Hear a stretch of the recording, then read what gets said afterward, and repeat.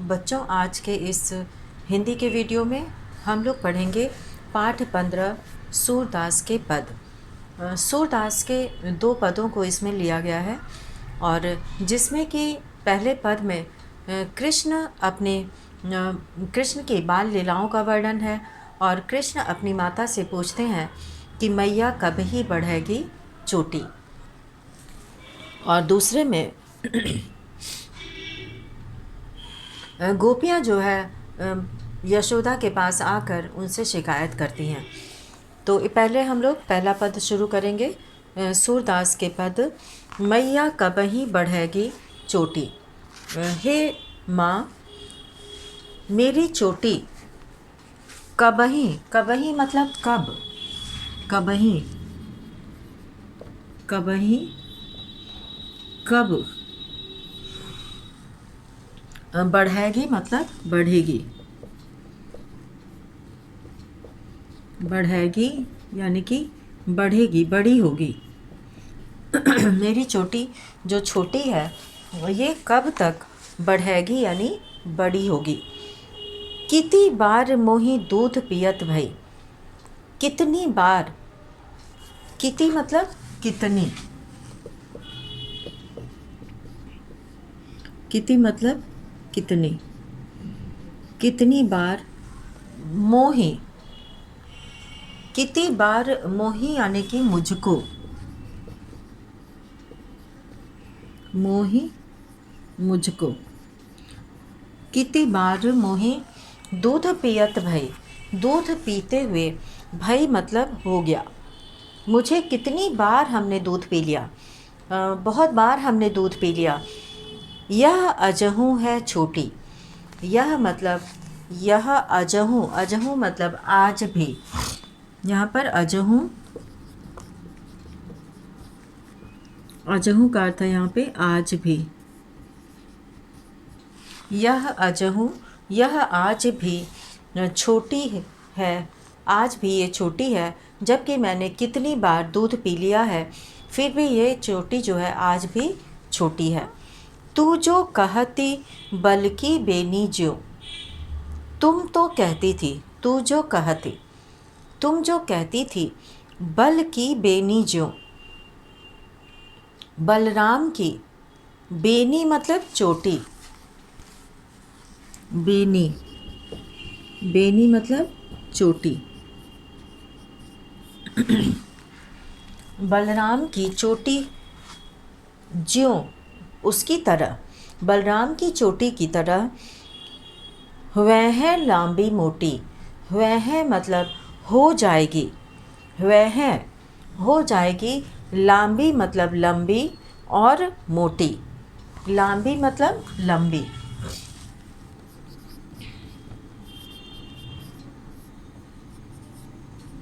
लंबी मतलब लंबी। बलराम की चोटी की तरह मेरी चोटी भी लंबी हो जाएगी। वह लंबी मोटी, वह मतलब हो जाएगी मोटी, लंबी और मोटी। काढ़त गुहत नहवावत जय हैं। काढ़त गुहत नहवावत यानी कि उसको नहलाने से और धुलने से और चोटी बनाते रहने से। नागिन सी भोई लोटी।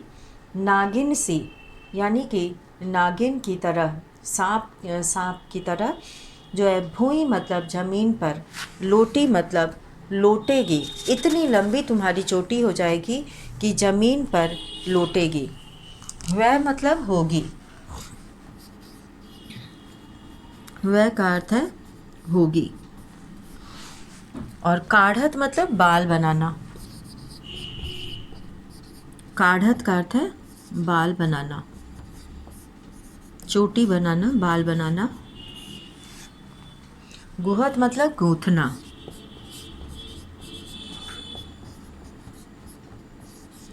चोटी गूंथना। और भुई कहते हैं, भुई यहाँ पर कहा गया है पृथ्वी को, जमीन को, भूमि को। भुई,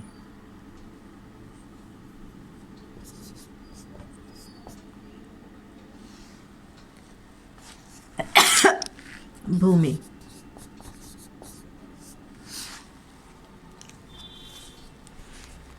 भूमि मतलब भूमि पर, लोटी मतलब लौटने लगेगी। पची पची यहाँ पे भूमि मतलब ज़मीन पर लौटने लगेगी। कांचो दूध पियावत पची पची। कांचो दूध पियावत, कांचो मतलब कच्चा, बिना पकाए बिना खौलाए। कांचो दूध, पची पची मतलब बार बार। पची पची का अर्थ है बार बार। कच्चा दूध तुम मुझे बार बार पिलाती थी, ये कह के कि तुम्हारी चोटी जो है वो बलराम की चोटी की तरह लंबी होकर ज़मीन पर नागिन की तरह लौटेगी। पची पची का अर्थ है बार बार।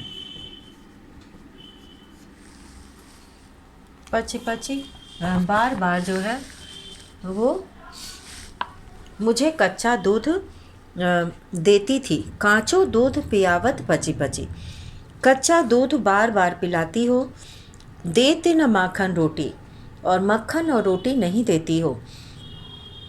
सूर चिर जीवऊ दो भैया। सूरदास जी कहते हैं चिर जीवऊ, चिर जीवऊ मतलब दीर्घायु हो, बहुत लंबी उम्र तक जिए। दो भैया यानी कि दोनों भाई। हरि हलधर की जोटी यानी कि कृष्ण और बलराम की, हलधर कहा गया है बलराम को, हलधर की जोटी मतलब उनकी जोड़ी की तरह।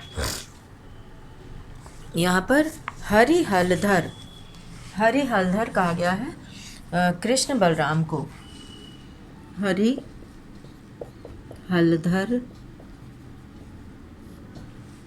कृष्ण बलराम।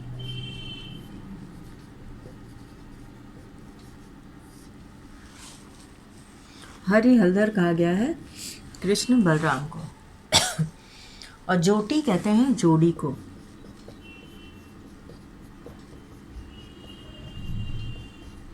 जोटी मतलब जोड़ी। तो हरि हलधर की जोड़ी जो है वो चिर जीवाऊ, दीर्घायु हो, लंबी उम्र तक जिए। तो ऐसी जो है कृष्ण बलराम की जोड़ी, सूरदास जी कहते हैं कि बहुत लंबी उम्र वाली हो। मैया कब ही बढ़ेगी चोटी। कृष्ण पूछते हैं कि मैया मेरी चोटी कब बढ़ेगी, और कितनी बार मुझे दूध पियत भई, और कितनी बार मुझे दूध पीते हुए हो गया। यह अजहू है छोटी, और ये आज भी छोटी है। तू जो कहती बल्कि बेनी जो, तुम तो कहती थी कि बलराम की चोटी की तरह, बेनी मतलब चोटी की तरह, वह है लांबी मोटी, हो जाएगी लंबी और मोटी। काढ़त गुहत नहवावत जय हैं। बाल को काढ़ना मतलब संवारना और गूँथना, और उसको नहलाना यानी कि साफ़ करना। ऐसा करने से नागिन सी भूई लोटी, ज़मीन पर नागिन की तरह लौटने लगेगी, इतनी लंबी हो जाएगी। कांचो दूध पियावत पची पची, और कच्चा दूध मुझे बार बार पिलाती हो। देती न माखन रोटी, और मक्खन रोटी मुझे नहीं देती हो। सूर चिर जिवौ दो भैया, हरि हलधर की जोटी। और सूरदास कहते हैं कि ये दोनों भाई कृष्ण बलराम, हरि हलधर यानी कृष्ण बलराम की जोड़ी चिरंजीवी हो, दीर्घायु हो। और अब यहाँ पर दूसरे पद में गोपियाँ शिकायत करती हैं कि तेरे लाल मेरो माखन खायो। तेरे लाल तुम्हारे पुत्र ने, लाल यहाँ पर पुत्र को कहा गया है।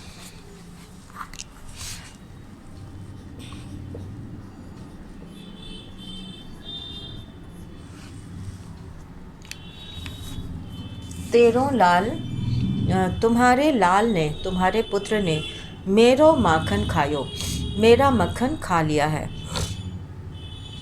दोपहर दिवस जानी घर सुनो। दोपहर में, दिवस यानी कि दोपहर के समय, दिन में। जानी घर सुनो, घर सुना जानकर। ढूंढी ढंढोरी आप ही आयो। खोजते खोजते अपने ही आ जाता है।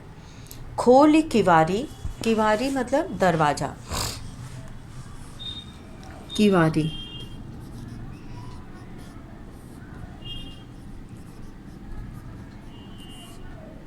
यहाँ पे किवारी कहा गया है दरवाज़ा को।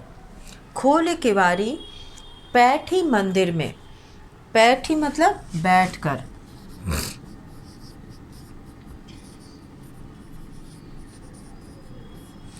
बैठी मतलब बैठकर, किवारी यानी कि दरवाज़ा खोलकर, और मंदिर में बैठकर दूध दही सब सखनी खवायो।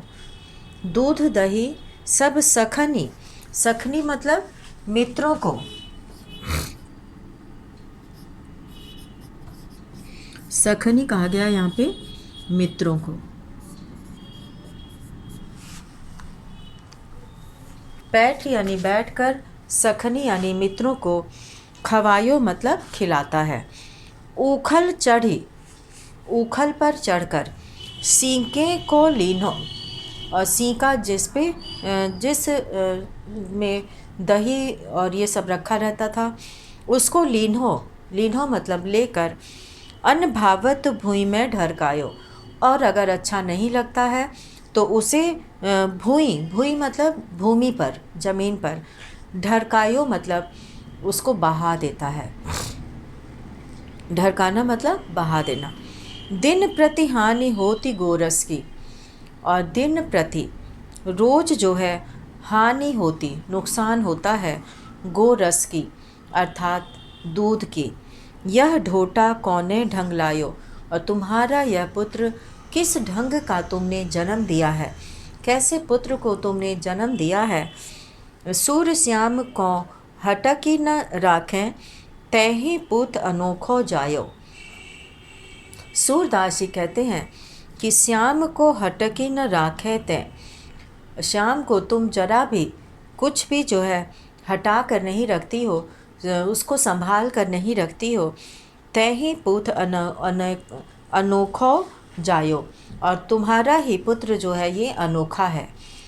इसे तुमने कौन सा ढंग सिखाया है कि ये जो है अपने तो खाता ही है, मित्रों को खिलाता है, और अगर नहीं अच्छा लगे तो वो उसे ज़मीन पर गिरा देता है, ढरका देता है यानी गिरा देता है। यहाँ पे सीके कहते हैं, सीके, सीके कहा गया है छीका जिसमें दूध दही आदि रखा जाता है। छीका जिसमें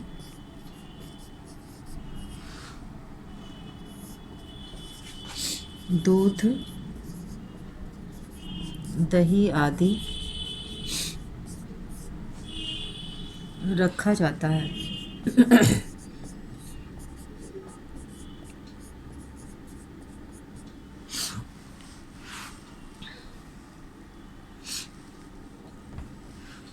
छीका जिसमें दूध दही आदि रखा जाता है।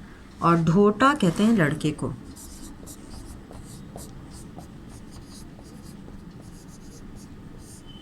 ढोटा मतलब लड़का। तो यहाँ पर सूरदास जी ने दूसरे पद के माध्यम से ये बताया है कि किस प्रकार गोपियाँ शिकायत करती हैं यशोदा से कि तुम्हारा लाल जो है वो मक्खन चुरा कर खाता है और मित्रों को खिलाता है और नहीं पसंद आने पर गिरा देता है। और यहाँ पर हम लोग प्रश्न अभ्यास करेंगे पदों से। बालक श्री कृष्ण किस लोभ के कारण दूध पीने के लिए तैयार हुए। तो यहाँ पर बालक श्री कृष्ण जो है अपनी चोटी को बढ़ाने के लोभ के कारण, यानी कि उनकी चोटी बढ़ जाए, और इसी लोभ के कारण वो जो है उस दूध को पीते हैं। वो कहते हैं कि इससे मेरी चोटी जो है वो बढ़ जाएगी। तो यहाँ पर माता यशोदा ने कृष्ण को बताया था कि दूध पीने से उनकी चोटी बलराम भैया की तरह हो जाएगी, और श्री कृष्ण अपनी चोटी बलराम की तरह मोटी और बड़ी करने के लोभ से दूध पीने के लिए तैयार होते हैं। श्री कृष्ण अपनी चोटी के विषय में क्या सोच रहे हैं, क्या क्या सोच रहे हैं? तो इस पद के माध्यम से अपनी चोटी के बारे में कृष्ण बार बार यह सोचते हैं कि लगातार दूध पीने पर भी उनकी चोटी छोटी रह गई है। उनकी चोटी कब बड़ी होगी? यह गूंथने, नहाने और झाड़ने पर कब नागिन के समान यह जमीन पर लौटेगी? और तीसरा प्रश्न यहाँ पे कि दूध की तुलना में श्री कृष्ण कौन से खाद्य पदार्थ को अधिक पसंद करते हैं? तो जैसा कि पद में वर्णन है कि दूध की तुलना में श्री कृष्ण माखन रोटी खाना अधिक पसंद करते हैं। और चौथा प्रश्न यहाँ पे कि तैही पूत अनोखो जायो, पंक्तियों में ग्वालन के मन के कौन कौन से भाव मुखरित हो रहे हैं? तो इन पंक्तियों के माध्यम से गोपियाँ यशोदा को उलाहना देती हैं कि तुमने अनोखे पुत्र को जन्म दिया है। और मक्खन चुराते और खाते समय श्री कृष्ण थोड़ा सा मक्खन बिखरा क्यों देते हैं? तो मित्रों के साथ जल्दबाजी में मक्खन चुराते समय वह गिर कर बिखर जाता है और जब उन्हें पसंद नहीं आता है तो वो उसको गिरा देते हैं। और अब है यहाँ पे प्रश्न कि दोनों पदों में से आपको कौन सा पद अधिक अच्छा लगा और क्यों? तो इसका उत्तर सब छात्रों का अपना अलग अलग हो सकता है। किसी को पहला अच्छा लग सकता है, अधिकतर लोगों को पहला अच्छा लगता है क्योंकि उसमें चोटी की बात की गई है। तो दोनों पदों में अधिक सुंदर जो है पहला वाला लगता है कि श्री कृष्ण के भोलेपन और उनके सहज स्वभाव पर जो है उसका बहुत सुंदर वर्णन सूरदास जी ने किया है। और जैसा कि प्रायः सभी बच्चे करते हैं, प्रश्न करते हैं कि ये क्यों नहीं पढ़ रही है, उनको ज़्यादा समय तक इस तरह से नहीं बोलकर रखा जा सकता। और अनुमान और कल्पना में जो पहला प्रश्न है कि दूसरे पद को पढ़कर बताइए कि आपके अनुसार उस समय श्री कृष्ण की उम्र क्या रही होगी। तो श्री कृष्ण के नटखट चंचल स्वभाव को देखते हुए लगता है कि उनकी उम्र 8-9 वर्ष की रही होगी, जो कि छीके वो मूसल पे चढ़कर छीके तक पहुंचते हैं और उसे निकाल कर दूध दही मित्रों को भी खिलाते हैं। तो ये सब कार्य करने के लिए थोड़ी समझदारी चाहिए। तो 8-9 या 10 वर्ष के हो सकते हैं। और भाषा की बात में यहाँ पे कहा गया है कि श्री कृष्ण गोपियों का माखन चुराकर खाते थे, इसलिए उन्हें माखन चुराने वाला भी कहा गया है। इसके लिए एक शब्द दीजिए। तो इसके लिए जो है माखन चोर एक शब्द हो सकता है। और दूसरा प्रश्न है कि श्री कृष्ण के लिए 5 पर्यायवाची शब्द लिखिए। तो इसमें गोपाल, कृष्ण, मनमोहन, कान्हा, कन्हैया, ये सब पर्यायवाची शब्द हो सकता है कृष्ण के लिए। और अगला प्रश्न है यहाँ पर, अगले प्रश्न में यहाँ पे ये कहा गया है कि कुछ शब्द परस्पर मिलते जुलते अर्थ वाले होते हैं, उन्हें पर्यायवाची कहते हैं, और कुछ विपरीत अर्थ वाले भी समानार्थी शब्द पर्यायवाची कहे जाते हैं और विपरीतार्थक शब्द विलोम। जैसे कि पर्यायवाची है चंद्रमा का शशि, इंदु, राका, और मधुकर, भ्रमर, भौरा, मधुप, और सूर्य, रवि, भानु, दिनकर। विपरीतार्थक शब्द है दिन रात, श्वेत श्याम, शीत उष्ण, और इस तरह के और भी शब्द खोजकर लिखना है। जैसे कि यहाँ पे पर्यायवाची हो सकता है धरती का भूमि पृथ्वी, मैया का जननी माँ माता, कृष्ण का गोपाल कन्हैया, और दूध का दुग्ध पेय गोरस क्षीर, सूरज सूर्य रवि, दिनकर दिवाकर भी कहा जाता है। और विलोम शब्द यहाँ पर हो सकता है कि दिन रात, श्वेत श्याम, शीत का उष्ण, मित्र का शत्रु, पसंद का नापसंद, और छोटी का बड़ी। तो ये विलोम शब्द होता है विपरीतार्थक अर्थ वालों का, ये विलोम शब्द होता है। तो इस प्रकार यहाँ पे इस पाठ के माध्यम से सूरदास ने जो है बहुत ही सुंदर कृष्ण की बाल लीलाओं का वर्णन किया है और गोपियों की शिकायत को बहुत सुंदर ढंग से यहाँ पर प्रस्तुत किया है। इसमें जो है बहुत सारे शब्द ऐसे आए हैं जैसे कि मोही मतलब मुझको, पियत मतलब पीते हुए, भई मतलब हो गया, यह अजहू है छोटी, ये आज भी छोटी है। तो और कांचो, कांचो मतलब कच्चा, और दूध पियावत, पियावत मतलब पिलाना। तो ये बहुत ही सुंदर और सहज वर्णन है, सरल शब्दों में वर्णन है। और उन्होंने इस पाठ के माध्यम से पर्यायवाची, यहाँ पे कई जो है दूध, दही और गोरस, यहाँ पे दूध का जो है पर्यायवाची है गोरस, इसका वर्णन किया है। तो इसी के साथ आज का वीडियो यहीं समाप्त करते हैं। धन्यवाद।